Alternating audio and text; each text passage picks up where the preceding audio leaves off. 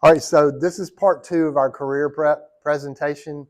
I am really grateful for the folks from the Center for Career Coaching, which I misidentified last Tuesday because I did not know they had changed. But that is what they are. And Ash, your last name I've already forgotten. It's okay. Passiview. Passview is here to talk to us today about resumes and interviewing and anything else she wants to talk about, and then anything y'all might have questions about. So I will turn it over to her, and I think, like I said last time, you're going to find what we talk about today to be very much applicable to you and very informative. So thank you, Ash. All right. Thank you for letting me come today. So today we're going to be talking about resumes and mastering the interview. What year are y'all right now? Like juniors? Yes, seniors? Okay, so mostly upperclassmen? No? Sophomore, freshman? Okay, great. No, this is applicable for everyone. But especially for my juniors and seniors, I want y'all to start thinking about your resumes and preparing for your interviews because y'all want to get jobs when you graduate, right? So these are the things that you need to kind of get there. Has anyone been to the Career Center before? I see maybe one hand, maybe a few nods. Okay. Well, we offer a variety of different coaching appointments. So we'll do personalized one-on-one resume review. We do interview preparation, career exploration, a whole gambit of things. And all of the career coaches have different focus areas. Randy may have talked about this on Tuesday, but I'm the STEM career coach. So for my STEM students that might be here today, I'm happy to talk to y'all more specifically on that. But we take appointments for anybody. So whoever you feel more comfortable with, we can kind of do that. Ash, do y'all combine the resume review with the practice interview, or are those two separate appointments? Those are two separate appointments. All right, because they're assigned to do both of those things. Okay. So just for clarification, you guys are going to need to schedule a meeting with them to go over your resume and then a separate meeting for your mock interview. Yeah. Typically, we like to take those separate just so we can make sure we're giving you that dedicated time. Okay. Okay, so these are a couple of things that we're going to be talking about today. So talking about why your resume matters, the foundations to make a strong resume, how to write impactful bullet points on your resume, and using JobScan to tailor your resume. Has anyone heard of JobScan before? No. A few yeses, a few nos. Okay. So JobScan is a really great tool that the university has purchased for every student. It cost us about maybe $10,000 or so for everyone to have a premium membership. And it's an optimizing tool for your resume to make it stand out. So would definitely recommend taking advantage of that. Makes y'all's lives a lot easier. And then, of course, just some common pitfalls to mitigate. Okay. This, I feel like, is almost one of the most important slides that I want y'all to really pay attention to. Employers spend 6 to 10 seconds on a first skim of your resume. You have 6 to 10 seconds to make a great first impression. And so I want to talk about that too. How you format your resume is equally as important as the content you have on there. If I'm looking through dozens of resumes and yours is hard to read, you could be the most skilled candidate for the position, but I might toss it to the side because I can't read it. It's not easy to read. So really pay attention to formatting. That's really big when it comes to your resume. Also, it's not an autobiography. It's a marketing tool. You want to sell yourself. And essentially the goal of your resume is to get the interview. This is also important to take away as well. So the reason why we started using JobScan is because most bigger companies are using AI or applicant tracking systems to filter your resume. So they're looking for specific keywords in your resume to match with that specific job posting that you're applying against. So that's where JobScan comes in, and I'll talk more about that. But just remember that at the back of your head today, okay? Okay. Now these are kind of your key building blocks when it comes to your resume. These are the key headers, so to speak, that you should have on your resume. And I'll give you an example too, because I'm more of a visual person myself. But you're going to want to have your header, just going to be just your About You page. A profile or summary is optional. It's really if you're feeling it.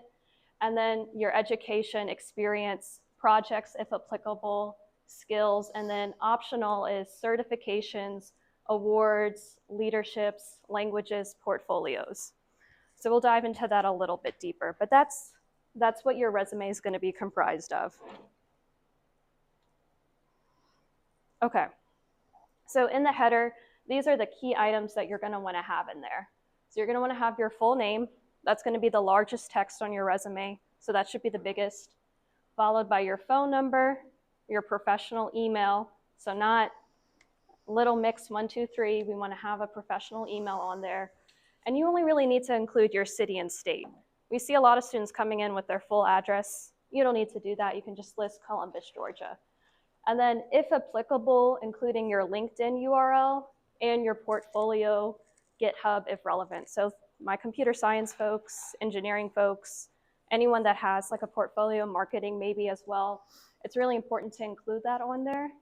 And I want to talk a little bit about LinkedIn too. I'm sure Randy went over this on Tuesday, but employers, once they deem that they want to move you to the interview phase, they're more than likely going to look you up. If they can't find any information that makes them kind of question your professional online presence.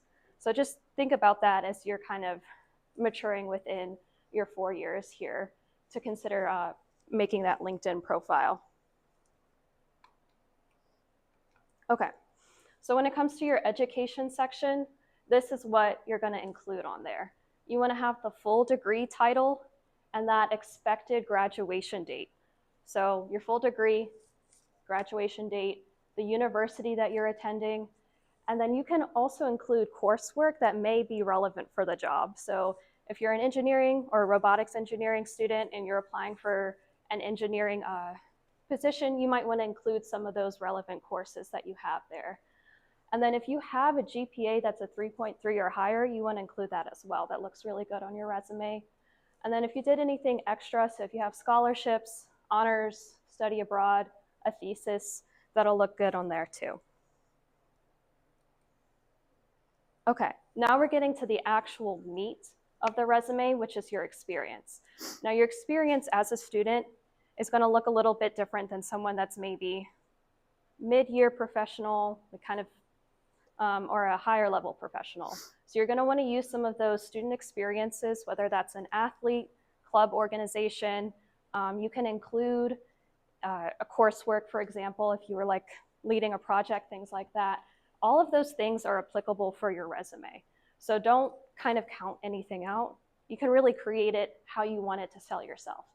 But these are the most important parts that you're going to want to have under each experience. So what the job title was, or organization title, the city, the state, you're going to have the dates on there that you were active in that role or in that club, so to speak. And then you'll have 3 to 6 bullet points per role. You don't want to overwhelm the reader when they're taking that look at it, but you want to sell kind of the big pieces you were doing on that. You're going to want to use action verbs and focus on impact, skills used, tools, outcomes. So for example, I manage some of our student assistants that work at the Career Center.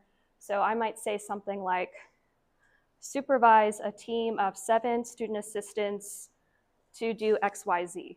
So I'm being specific on there. So I'm talking about the 7 specific students that I'm using there. I might talk about some of the skills or what we accomplished with those students, things like that. If it's a current occupation, you're going to want to use present tense. If it's a past position, past tense. Now that was a lot of information, but here's a better visual just so y'all can kind of take a look at what I'm talking about. So we see our header, right? Your name is the largest on this resume. You have your email, your phone number, kind of what that looks like. Now on this resume, I put the skills at the top. Some of the orientation of how you put your things is flexible, okay? If you're maybe a computer science, you might want to list those kind of skills and trainings and certifications at the top because that's what they're looking for. You need to know, if you're going to be using Python in that position, they need to know that you know how to do that. So that's where you kind of put that there. Then as you can see, like education, talking about the expected graduation date, your specific degree, so Bachelor of Science in Health Science, and they included some of their relevant coursework and honors. Now, here's a good example of experience. So this individual was an intern. So determine key business initiatives, develop comprehensive business plans, and draft final reports in collaboration with local entrepreneurs. So this is kind of generally, this is a clean format, right? It's easy to read, it's to the point, it's not overwhelming with the amount of bullet points. That's really what you're going for when you have your resume, is the quick and dirty of who you are and what you've accomplished. Any questions so far? Because that was a lot of information that we just kind of went through. How are we feeling about resumes? Good? Yeah, they're not too bad. If someone doesn't have one yet, where do they go on y'all's site for templates or guides in creating? Yes, that's a great question. So I'm going to show that kind of at the end too. All right. But this is a screenshot from the guide that we provide you all. So we have a ton of resources for y'all to get started. Also, you can use AI to help create some of those action bullet points for your resume. So like if you were a business development intern, you would use chat and say like, this is what I did. Can you help me make 3 to 6 bullet points?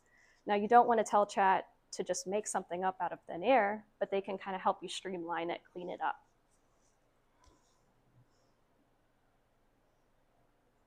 Okay, we talked about this a little bit too, but this is something you'll want to include if you've worked on any major projects. That's really big because it's showing what you've learned in the classroom and how you're applying it.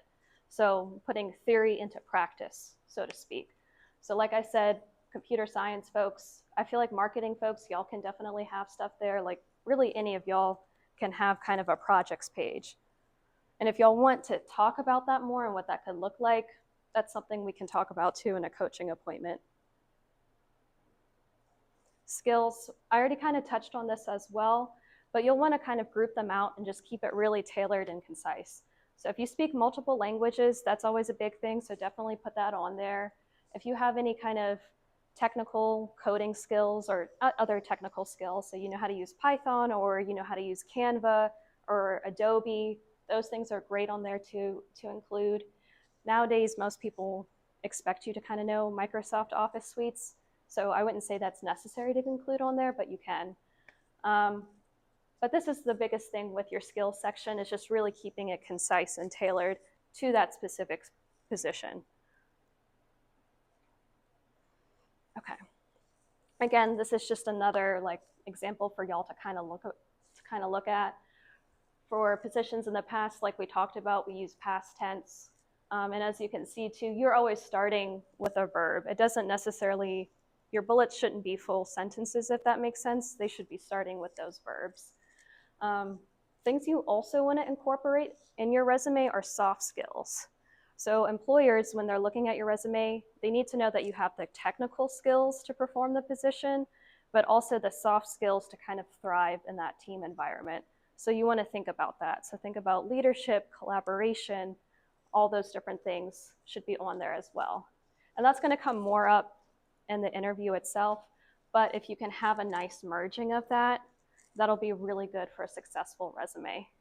We'll talk about this too with JobScan, but you want to include key terms that you find on the job position, the job description in your resume. So when AI is scanning that, they'll match it and your resume will go to like the top of the list.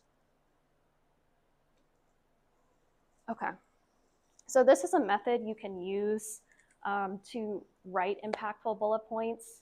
Is anyone familiar with the STAR method?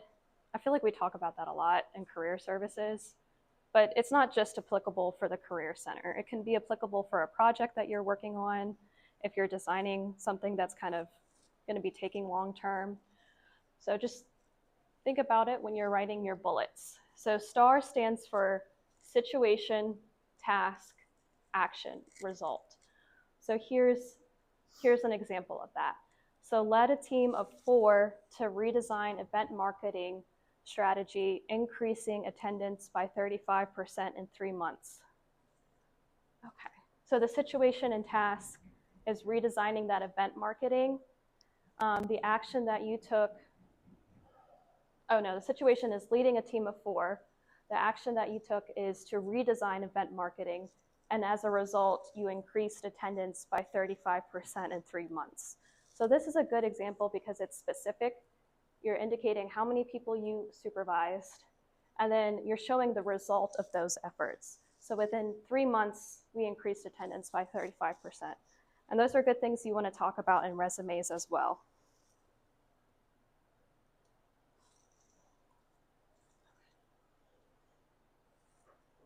All right, we talked about this a little bit too, so this is where I'm probably going to pivot just to JobScan. But as I said before, job descriptions are going to have the must-have skills, and those need to be reflected within your resume. AI is going to be looking for matches in phrasing and terminology. So they need to be 100% exact. If they have the noun version in their job description, you need to have the noun in your resume. It can't be the verb because AI can't pick up those differences. So let's go to that really quickly. Okay. So when I'm on the Center for Career Design, we are going through a name change. So marketing just hasn't really caught up to that yet. But when we go onto the web page, it's pretty much like your virtual career center. Everything you kind of need to know to get started is available for you all there. So you would go to how do I create a resume / cover letter. And so here you can see all the resources that we have for you. So the resume guide, which I kind of went through, you can definitely copy and paste, use that for your resume. If you need help with your resume bullets, we have a guide for that as well. So it really kind of breaks down how to write those. And then there's also an action verbs list for you as well. So like supervised, managed, organized, planned, those kind of strong verbs to start your bullets with. But let's look at JobScan because I think that is a really great tool for you all to have. So this is kind of what JobScan looks like. I already have a resume uploaded on here, but they also have a resume builder tool. So you can either import your resume and it'll reformat it, or you can kind of create a new resume. And it gives you different format options too. So you have classic, professional, if you like how that looks. And this one too, you can see right here at the top, it has that profile summary. To me, that's a little wordy. I don't like that much on a resume, but everyone's different.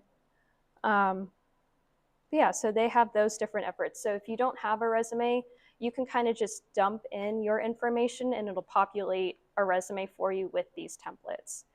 But let me show you just really quickly how it works. Okay, so when you're here on the dashboard, when you want to scan your resume with a job posting, you'll select your resume or upload it, and then you'll paste the job description.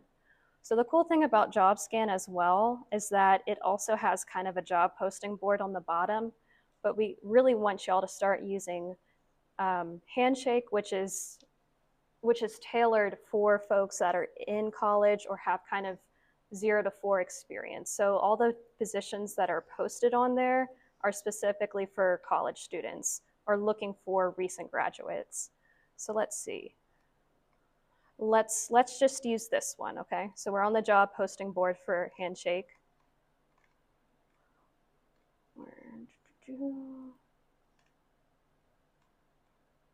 Okay, that's kind of... Okay, so I'm going to take this library assistant role. It's kind of a long. I'm going to copy that.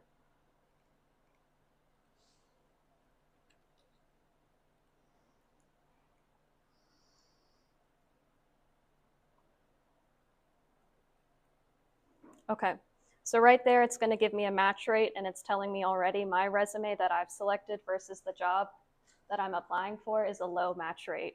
So if that's the case, more than likely, I'm not going to get an interview for that job.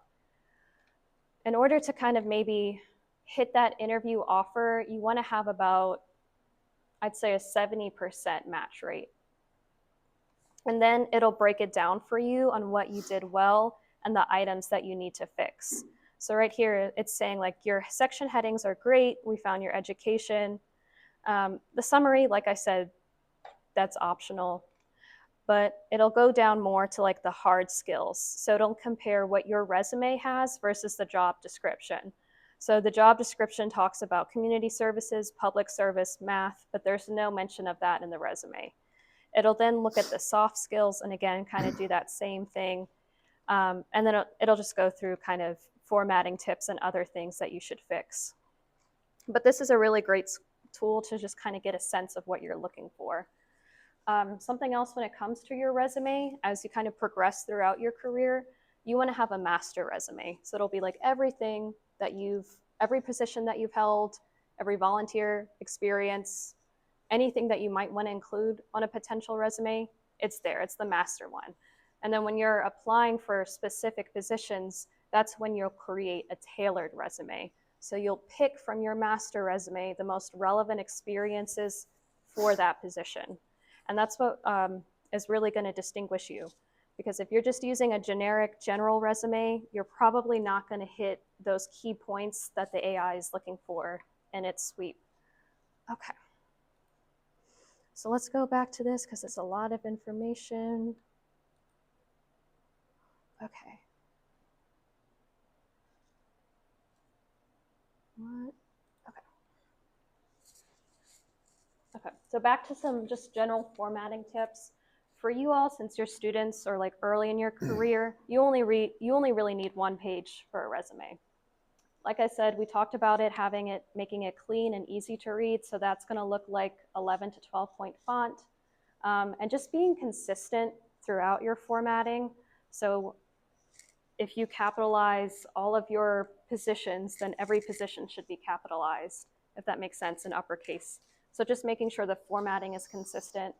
Only use bold for headings, that's a big one. You don't want to have color blocks or like text boxes. And then it's equally as important how you save your PDF. That also reflects on you as an individual.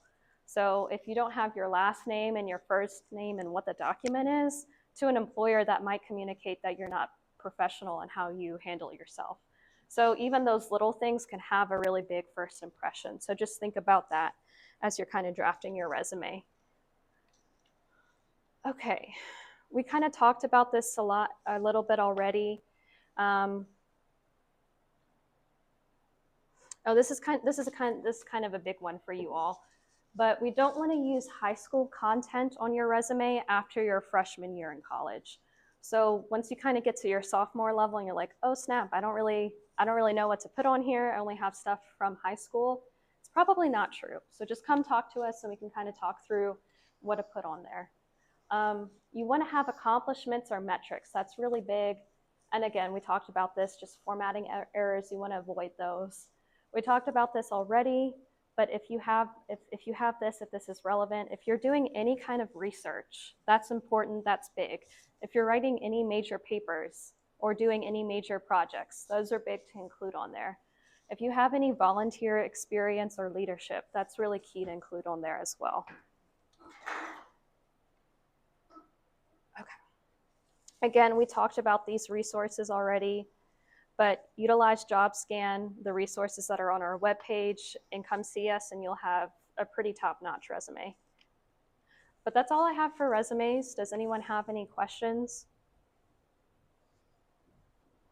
How do we feel about, yes, do you have a question? I can't hear you so well. Can you have the PowerPoint slide? Yeah. I'm gonna send it to your professor after class so that y'all can have it, yes. Good question. Yeah. Yes. Can you give an example of like two resumes side by side, like for example, the one that you did, like bookkeeping and one for, I guess, like or something random. Do you have like an example of that, or you took like I don't know. No, I get what you're saying. You want to see a tailored resume for a tailored job description. I don't think we're gonna have enough time for that today, but you and I can kind of like look at that one-on-one, or I can send you some afterwards if that works. Would that be okay? Yeah, okay, I'll send you some, all right?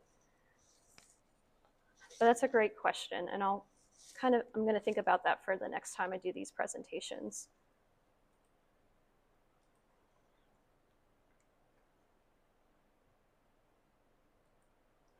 Okay, we're gonna transition to interviews really quickly. This is a lot of content too, so it's okay if you don't feel like everything is sinking in right now. Like I said, I'll send these out to your professor so that you can all have them as a reference point too. Okay, so for this presentation, we're going to talk about different interview formats. So whether that's a phone interview, online interview, or in person.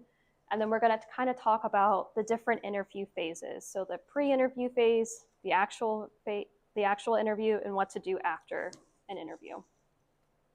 And then we'll also kind of talk about the different types of interviews and some methods to utilize to kind of give you a really well-rounded answer when you're in the interview itself. It's a lot of information, so I'm going to just try to go high level. Don't worry too much about interviews. I know they kind of can cause anxiety, but that's why we're here to kind of practice with you all. And honestly, it's an opportunity for you to talk about yourself and really talk about your accomplishments and why you're interested in that position. Okay, like I said, this is a lot of information right here, so I'm going to kind of just go high level, but these are different types of formats. So within the interview itself, you might have a structured interview versus a behavioral interview, but those might be like intertwined.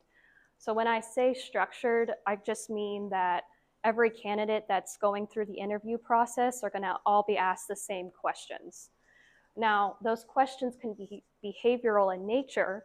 So what that kind of means is, tell me about a time that you dealt with conflict on a team, or tell me about a time that you failed. Those are behavioral questions because it's asking how you reacted to that situation. And then you'll have a panel interview. And these are going to be multiple interviewers. So a panel is typically 2 or 3 people, and it's usually when you kind of get to that initial interview phase or the second interview. Phone interviews, those are typically very brief. It's kind of just reaffirming that you kind of have those skills and just reaffirming that that's someone they want to go in for a more in-depth interview.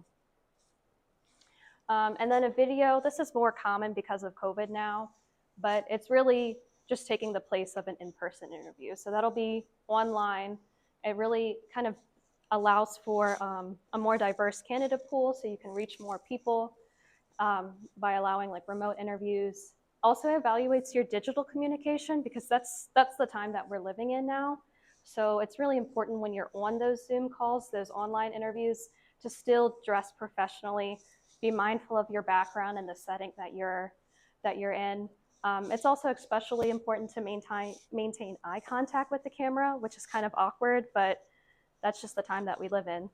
But that, at a high level, is just different formats that you might encounter when it comes to the interview. Okay, so the pre-interview phase is going to be the most important phase for your interview. That's what's going to set you up for success. So what you're going to be wanting to do before you have that actual interview is you want to research the company, the role, and if you happen to know the interviewer, look them up on LinkedIn, kind of see where they are, get a sense of who they are, and the values of that institution. That's really important. You're going to want to think about what their mission and vision and value statement is, and understand, like, is that something that aligns with your personal values, right? And you're going to want to incorporate that into the interview as well. Again, you just want to review the job description and match it to your experience. And the pre-interview, this is where you're going to start practicing those common interview questions. So can anyone tell me what's the most common interview question? It's probably the first one, if you had to guess.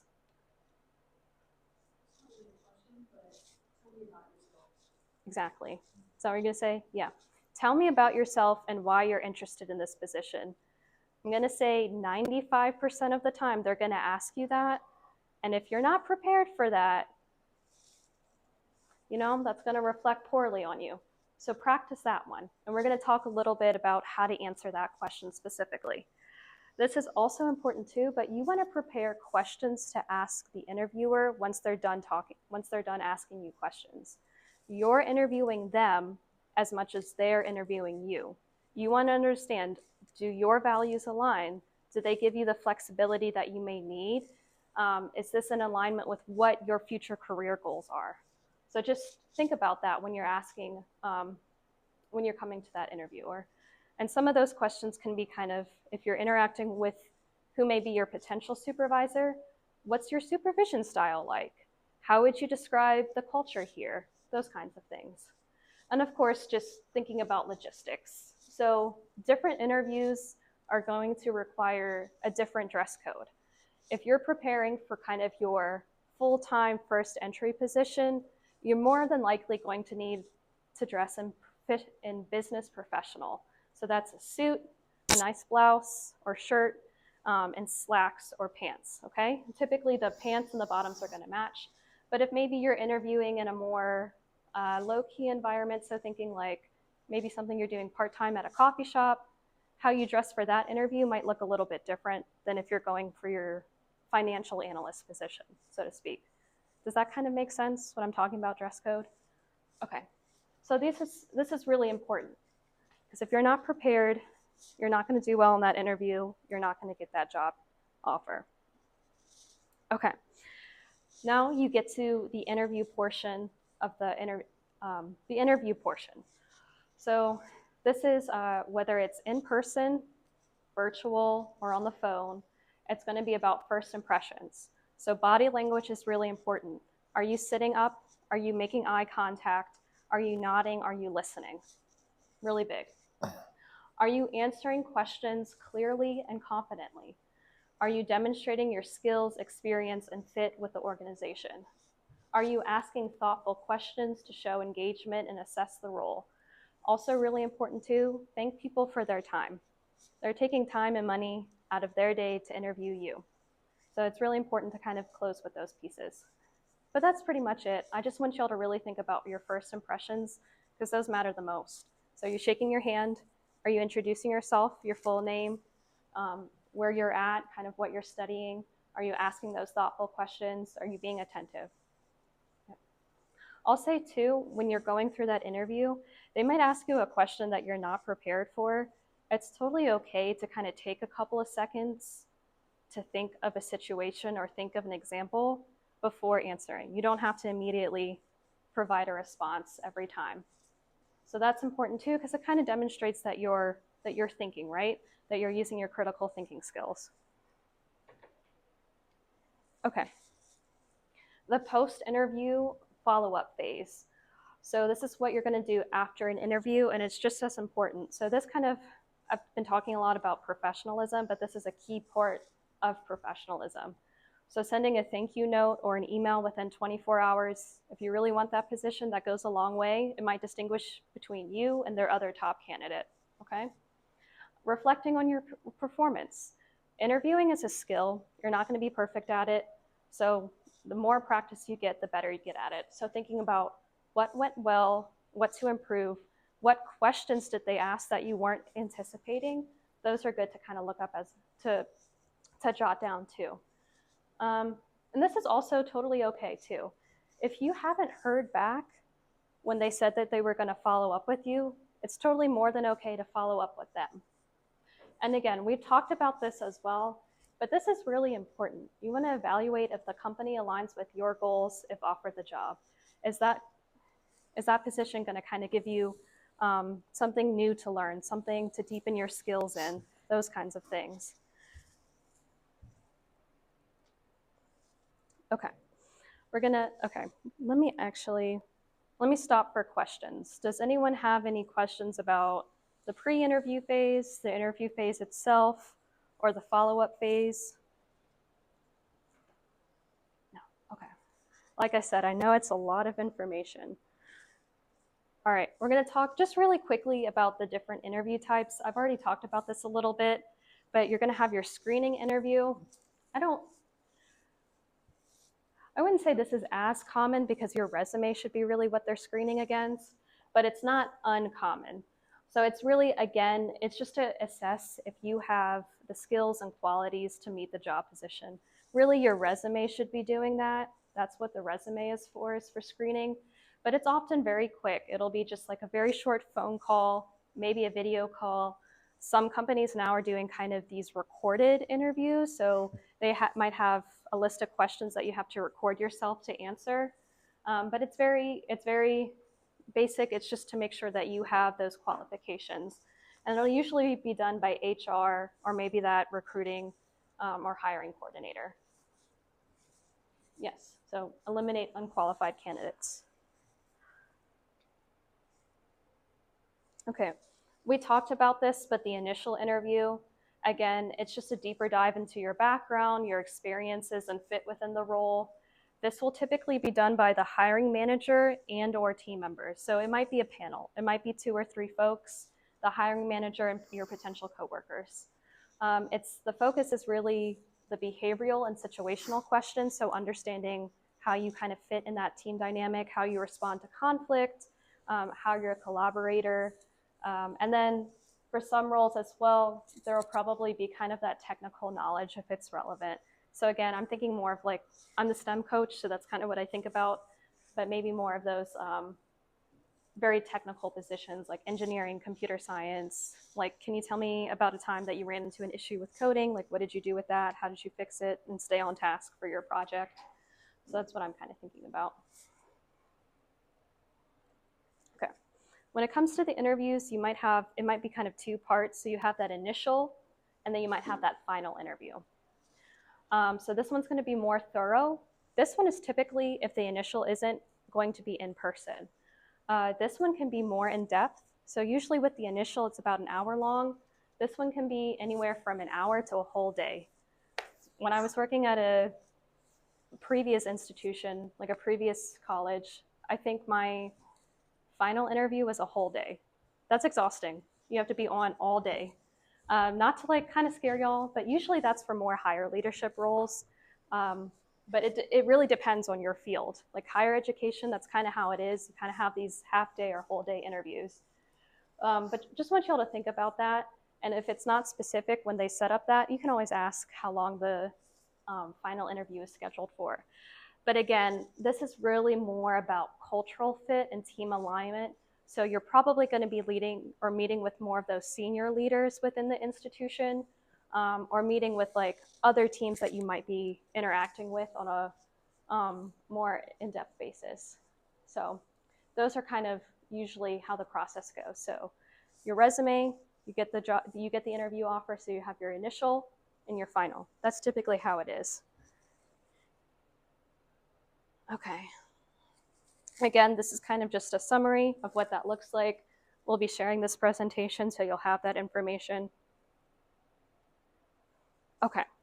Now this is the big piece. So kind of how to answer those interview questions. This is a really great format to think about. We talked about this with the resumes. I think it's more applicable for the interview stage, more useful, but you want to be using the STAR method. So you want to be thinking about an example, a situation. So if they're telling you, tell me about a time that you had conflict with a team member or someone that you maybe worked on a group project with, you're going to want to think about that situation. When I was in my senior seminar class for engineering, I was on a group project and my partner and I had disagreements about how to execute XYZ. So that's the situation. Then you'll talk about your task. I was in charge of doing XYZ. And then you'll talk about the action. The action is really important. I think we have a tendency of talking about efforts in a group manner, but I really want to encourage y'all to use I statements. So I did this, I did that. So I set up an organizational chart for us to stay on task by evaluating our free time.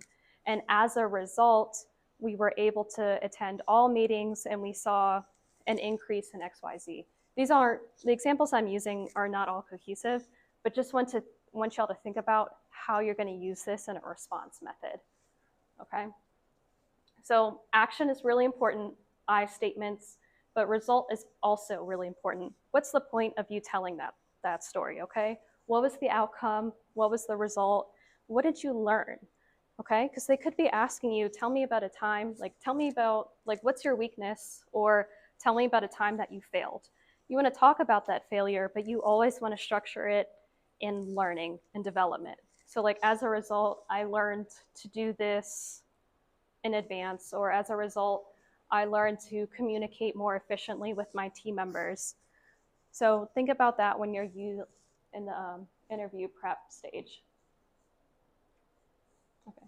This is another method. It's very similar. We call this one CAR, but again, challenge, action, result. It's really the same thing. So what was the problem or situation? What did you do to solve it? What was the measurable outcome? So sales were down 20%, so I launched a customer referral campaign, which boosted sales by 35% in 2 months. Again, if you're able to kind of quantify it, give those specifics, that looks more impressive. It speaks larger to your contribution. Okay. These are some sample questions that I want y'all to think about that are pretty common in interviews in that initial interview phase. So tell me about yourself. Guarantee you that's always going to be asked in some kind of format. And how you kind of want to answer this is present, past, and future. So I'm a senior at Columbus State University, majoring in robotics, okay? I'm currently the president of the Robotics Engineering Club, and I'm really fascinated by XYZ topic, okay?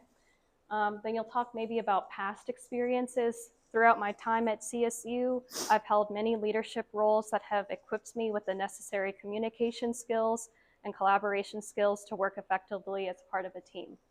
Future, what are you here for? What are you looking forward to doing? I'm really interested in this position because it'll allow myself to grow within this pieces of robotics engineering. So it doesn't have to be complicated, but if you're hitting those pieces, you'll have a really strong introductory statement. These are also really important too. What are your strengths or weaknesses? Okay. When we're talking about times that we failed or weaknesses, we always want to talk about what we've learned from it and how we've grown from that experience. Again, these are just common behavioral questions that you'll probably be asked in some kind of fashion, but on the topics of communication, handling conflicts, or problem solving. So I've talked about these before though, but give me an example of a time where you were able to successfully persuade someone at work to see things your way. Maybe it wasn't at work, maybe it was in a classroom setting on a group project. You persuaded your partner to think about this way, or you persuaded your professor to think about this topic in another way. Okay. Let me see. Okay. I want to switch the view because I kind of had some examples that I can share with you. Okay, so this is a really strong introduction. So when we're talking about tell me about yourself, I'm currently a junior majoring in psychology at Columbus State University. And I work as a peer mentor in the Career Center where I help students prepare resumes and practice interview skills. Through my coursework and campus involvement, I've developed strong communication and problem-solving skills. Last semester, I led a group project where we partnered with a local nonprofit to design a community outreach plan.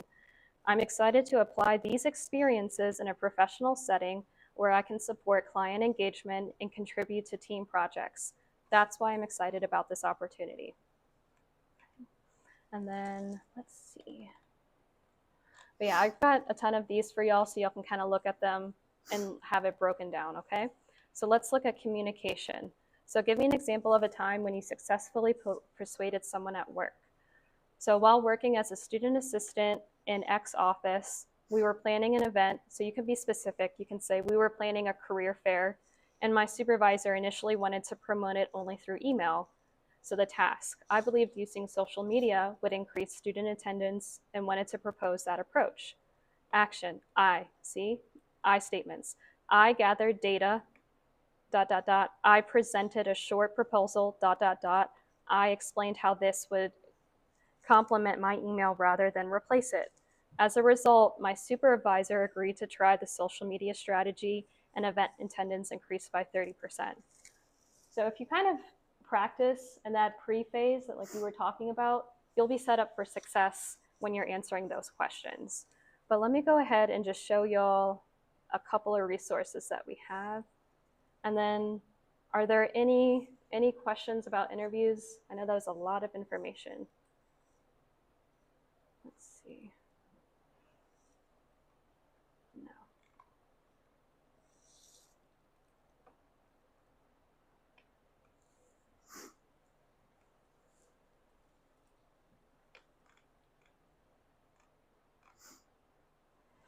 Okay.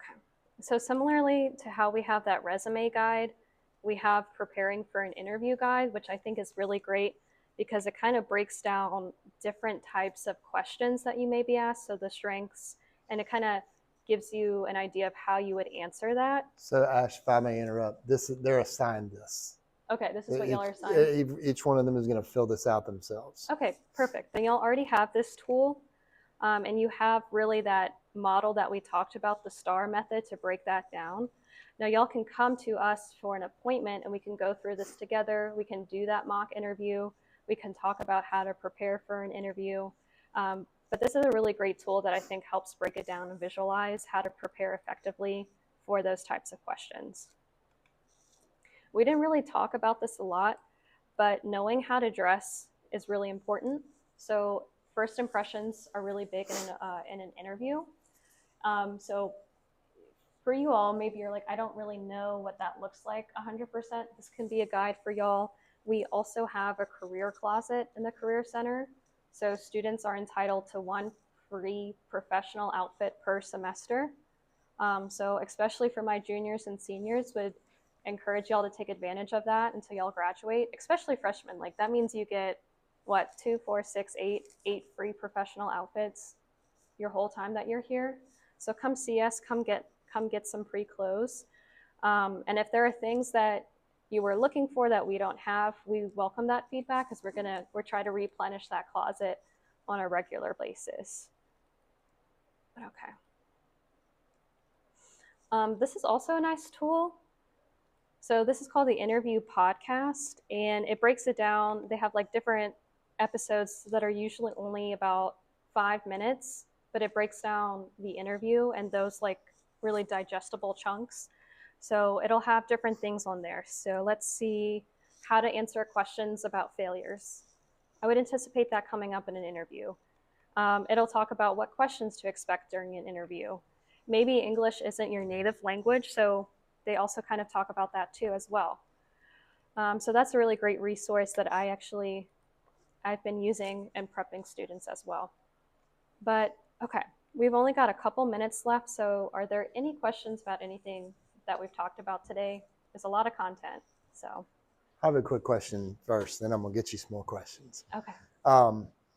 Let's say that a student is a junior and has a pretty good idea of what field they want to go into. Mm-hmm. When they schedule their mock interview, they can say, I would like to do a mock interview for a corporate insurance job, or Mm-hmm. I'm a kinesiology major. I would like for my mock interview to be in that field. Is that something that y'all do as well? Yes. You take into account what will help them. We can tailor it, but only if we know that information from you. So when you're on Handshake and you're making that appointment, so you'll go to Career Center, you'll go to Appointments. And like I said, we have different career coaches that focus on different areas. So maybe if you're in kinesiology, maybe you want to meet with our health and education. So let's see, we'll go here. So interview practice preparation. And so for example, so you can filter by staff member, you can filter by appointment medium, but if you're kinesiology, for example, that's going to be Teresa, okay. probably not. Okay. And that's when in this what can we help you with? If you put this parameters there, that's where we can tailor it. So if you want to prepare for a certain type of interview, that's where you need to indicate that so we can help you with that. And I would put in this, I'm a student in Professor Tebow's business law class. I'm doing this mock interview as part of our career preparation assignment. That tells them they know that my students are coming. Mm-hmm. All right, so then immediately they know what the deal is with that. And then if you want to give them any more information about the type of interview you'd like to practice, that's the place to do it. Mm-hmm. And I would encourage you to do that, because the more you tell them and the more they tailor it to your situation, the more you'll get out of it. So I would very much encourage that. So y'all remember, you got 2 appointments to make with these folks. One is to go over your resume. Obviously, I'll do that first. The second is for a mock interview. That's my requirements. You can go see them as many times as you want for whatever you want, but we got to at least do those things. Who in here has had an interview? Who's interviewed? Where'd you interview, Ian? Chick-fil-A. What kind of interview was it? In person? How many people? How many interviews did you have to do? Did you get the job? Did you have to give them a resume? Did you, I forgot what I was going to ask you on that. Any other interviews? Who else has interviewed? Will, who have you interviewed with? All right, Chick-fil-A. Same thing, in person, one interview? All right. Who else? Caleb, who have you interviewed with? Chick-fil-A. Nice. All right. Nothing against Chick-fil-A, but Yeah. Anybody interview with somebody different than Chick-fil-A? Corbin. Who's that? Crunch Fitness. Was it here in Columbus? So it's since you've been in school. Did you get the job? No. And what kind of interview was it? It was in person. How many people? I think 5. Did you have to submit a resume? Yes. Why do you think, I'm putting you on the spot a little bit, but what was your takeaway from it? Oh, they're lame. That they're lame for not hiring you? Yeah. Okay, I like that. Confidence in yourself. Was there something about it that went wrong, or that you felt I think the other people had more experience. Like, I've never worked at the gym before, but I think it was a cleaning position, so like, I don't know. Yeah. I feel like I clean up pretty good. Gotcha. Okay.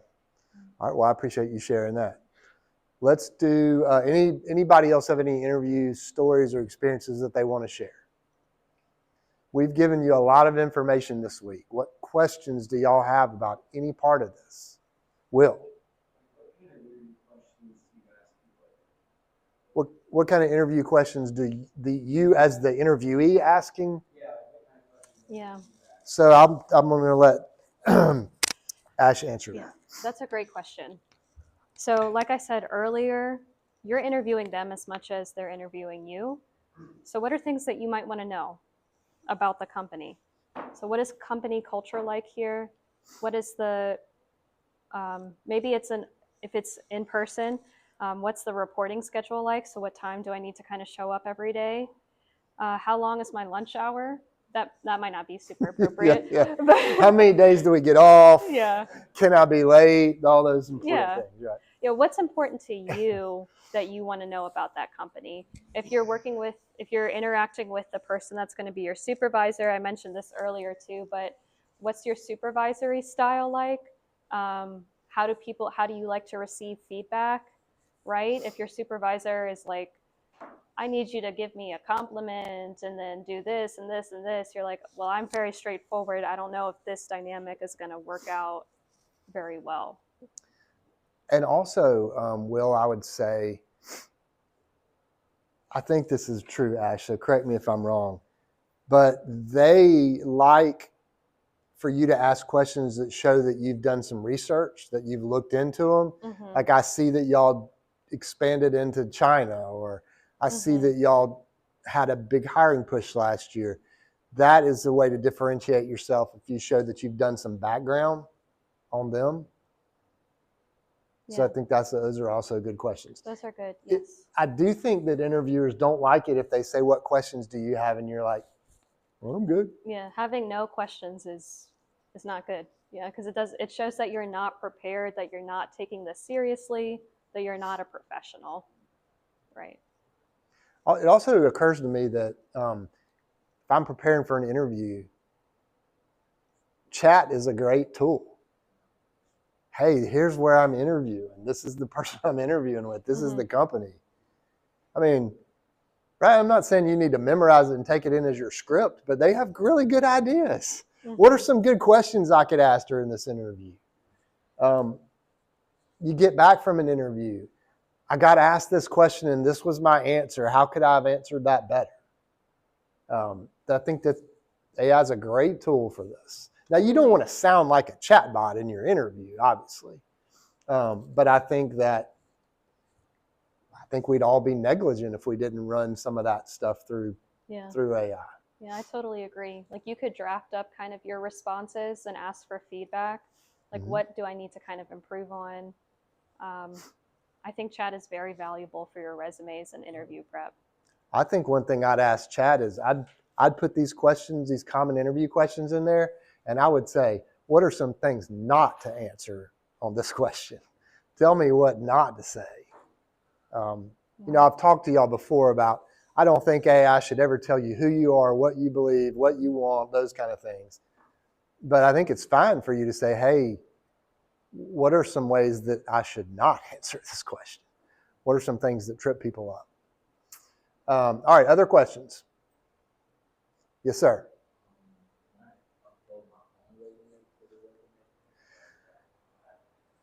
Can you upload your resume to JobScan? Yes, your assignment. So for my assignment, I want you to upload your resume, but I don't want it until after you've had your appointment with the Career Center, because I want the resume that you've edited after their feedback. I don't want the before, I want the after. Does that make sense? All right, that's a good question. What else? Yes, ma'am. What about that aspect that you were talking about on Tuesday? Okay, so Randy mentioned the thing about Aflac looking for 20 to 40 people to work part-time while they're in school. You know what I'm talking about? Yes. All right, so I think he was going to send me a link or something. Or what did he say, that Ash would tell us more about it? Maybe that's what he said. Okay.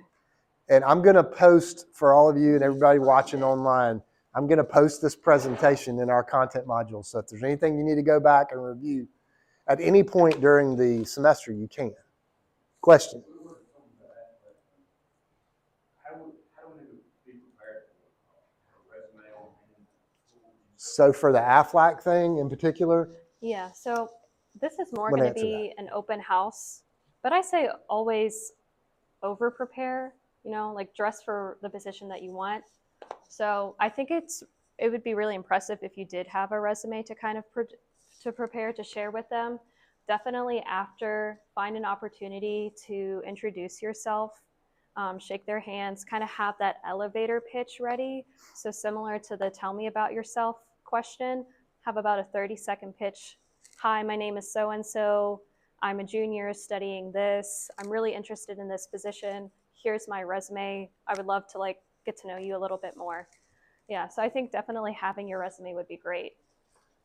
Yeah, and it says it right here too. So bring your resume, dress to impress. We can help. So you can book an appointment with us to kind of think about that.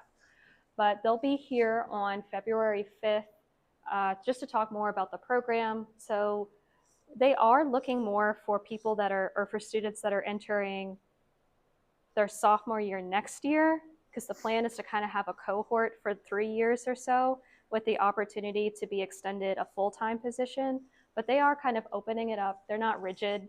That's just their ideal, right? Because that gives them more time to train and work with you. But I would definitely encourage my juniors and seniors to apply for this. This is an excellent opportunity. The pay is ridiculous for a student. Y'all hear that? So, yeah. Got their attention. So, Kenneth, I would say I would go to this for sure. I'd dress like you're going to Sunday school. I'd have a resume ready in a folder so that you can give them out if you need to. And I would, if this was for me, and I'd go talk to somebody at the Career Center between now and February 5th and say, tell me everything you know about this position. What is it that they're looking for? How could I best prepare for it? Here's my resume. You got any tips? Mhm. I'd gather as much information as I could for it. Great question. Yeah. Mr. Griffin. Oh, that's a great question. The question is, how important is a cover letter? In my personal opinion, I kind of feel like cover letters are dying out, but it might just be that extra push to differentiate yourself in another top candidate. So it never hurts. It never hurts to include that. If it's a position that you're like, I want this position, do everything you can, right? Send those thank you notes, include a cover letter. It doesn't have to be anything crazy, and chat can help you with that too. So, Yes, sir.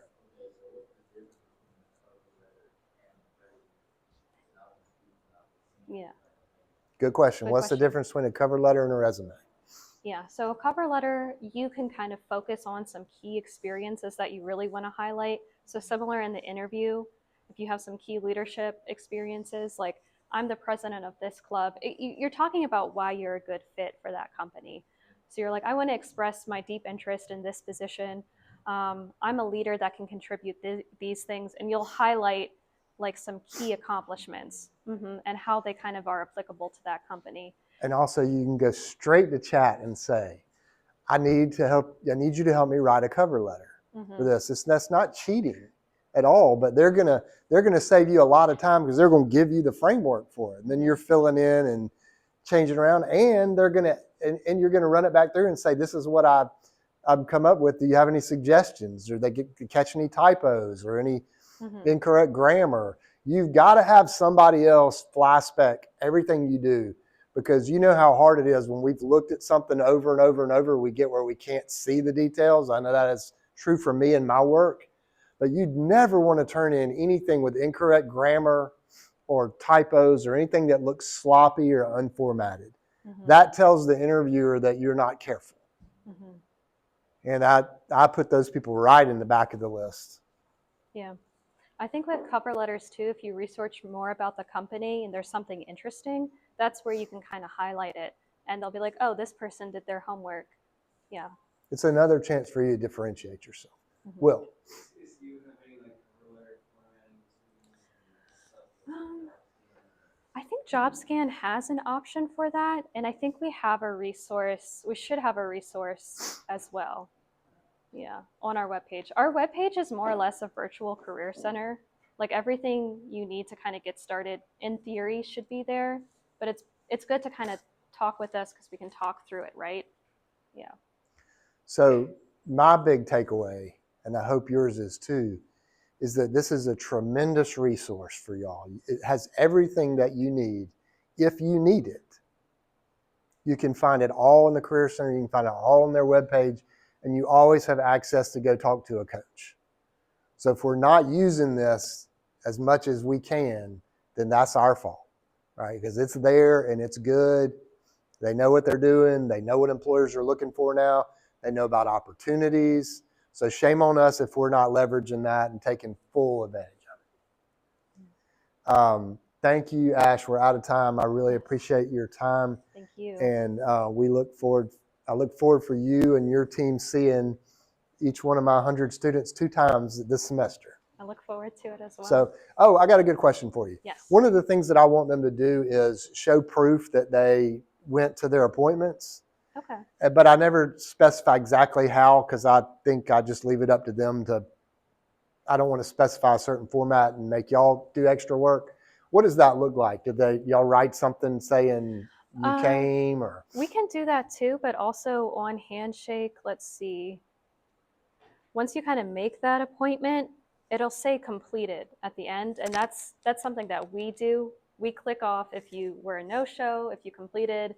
So you can screenshot that. If you can't find that, then we can screenshot it and send it to you. All right, so that's no work for them. That's all y'all are doing is screenshotting their record saying that you did it.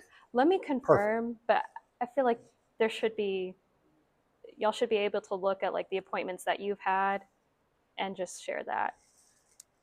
All right, great. Yeah. April 10th. But I don't want you to hear, I don't have to worry about that till after spring break. I want you to hear, This is a lot to do, and I need to get started now, so I'll be done by April 10th. I promise you that last week leading up to April 10th, they're not going to have the capacity to meet with y'all for everything that you need. Please don't wait till the end of the semester. That's why we're doing this up front. I know y'all, we have 2 weeks in and we haven't learned much business law yet, but I wanted you to have as much time as you could to get this done. All right, well, I'll see y'all next Tuesday, and we will start a new topic. You do have a quiz. Hang on, don't go anywhere.